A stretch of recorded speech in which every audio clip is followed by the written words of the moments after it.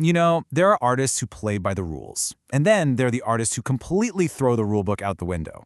Today we are diving deep into the journey of a true original, an innovator who came from the wild landscapes of Iceland to completely change music as we know it. The one, the only, Björk. So that really brings us to the big question, doesn't it? How on earth did an artist from a small island nation like Iceland create a sound so personal, so forward-thinking, that it would go on to redefine pop music for the entire globe? Well, the answer starts right where you'd expect, at the very beginning. To really get her art, we have to go back. Her unique upbringing in Iceland wasn't just some background detail. It was the very soil from which her entire artistic vision grew. Okay, so check this out. From the get-go, you can see all the different pieces falling into place. She's born in Reykjavík to this family of activists, which gives her this core of conviction. At the same time, she's in a classical music school, getting disciplined training on piano and flute. Then, get this, by age 11, she already has her first album out in Iceland. And a few years later, she co-founds the legendary alt-rock band, the Sugarcubes.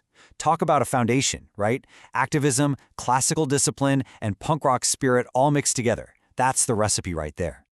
But here's the thing. Being a punk rebel in a cool, successful band, that was never going to be the final chapter for her. The next move she made would be the big one, the leap from band member to a global solo icon. And the change was just staggering. It was night and day. With the Sugarcubes, you had this edgy, guitar-driven alternative rock sound. But when she dropped her solo album, Debut, in '93, it felt like a transmission from another planet. She was mixing electronic beats, house music, a little bit of jazz, all into her own singular vision. It sounded like nothing else out there. This wasn't just a new album. It was like she was announcing the arrival of a whole new kind of pop star. So now, she's a solo superstar. You'd think she might play it safe, right? Nope, not a chance. Instead, she just dove headfirst into a period of intense creativity that would seal her reputation as music's greatest experimenter. Just take her album Homogenic. She actually called it her love letter to Iceland, and you can totally hear it. It's this incredible clash of opposites. On one hand, you have these raw, volcanic electronic beats that sound like the landscape itself. And then, crashing right into them are these unbelievably beautiful, sweeping orchestral strings. It's aggressive and gorgeous, all at the same time. And just when you thought it couldn't get any more out there, she gives us Medulla. The idea behind this one was just radical. An entire album built almost completely out of the human voice. I mean, think about that. Beatboxing, choirs, vocal effects. They're not just for the singing. They are the drums, the bass, the melodies. She took our most basic instrument and turned it into a full-blown orchestra. Her innovation didn't stop at sound either. She was so ahead of the curve with technology. Way back in 2011, long before every artist had an app, Björk released Biography. And it wasn't just an album, it was a whole multimedia project. Every single song had its own interactive app, letting you play around and explore the themes of music, nature, and science.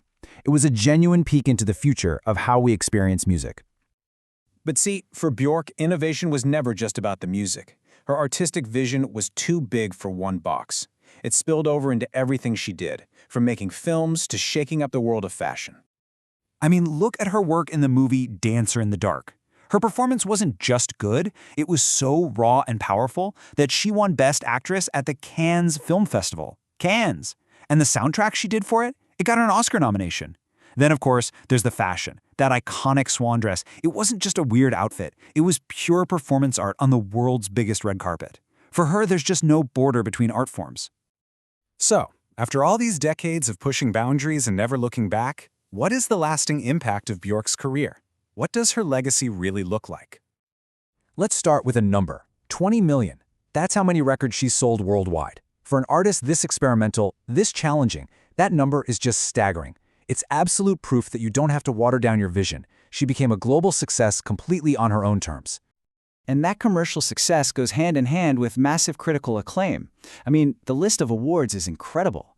Brit Awards, the Polar Music Prize, which people call the Nobel Prize of Music, not to mention a whole bunch of nominations for Grammys and an Academy Award. The industry has had no choice but to recognize her singular genius. So at the end of the day, her legacy is a sound that you just can't pin down. How do you categorize it? Is it electronic, classical, avant-garde, pop, jazz? The answer is yes. It's all of those things, fused together in a way only she could. The only label that really fits her style is, well, Björk. And that leaves us with one last thought.